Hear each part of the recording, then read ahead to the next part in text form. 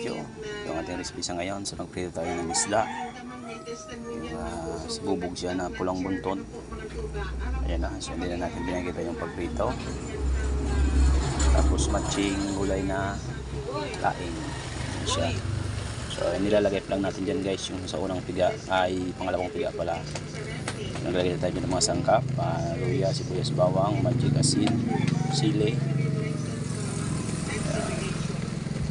So medyo bawas na guys yung sa bawas, saka natin nilalagay yung sa unang piga na gata.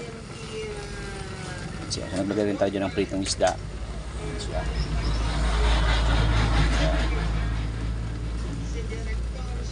So yan guys, ang gata natin sa unang piga nilalagay dyan sa ating gulay na laing. So guys,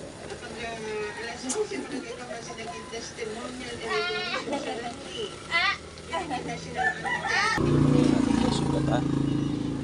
Pwede na yan.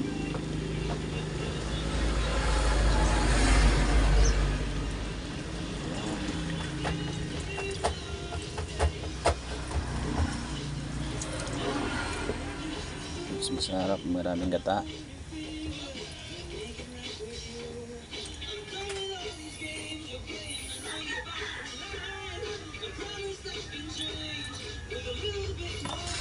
Tapos takpan ulit natin siya, takpan.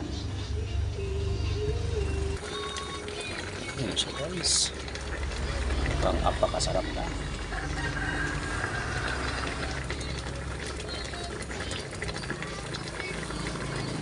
Bumuburok-budok na guys.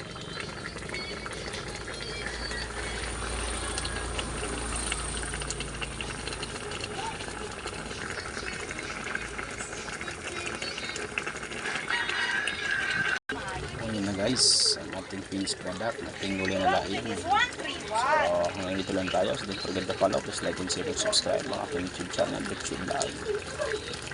And also to my Facebook page, click on the bell. Bye.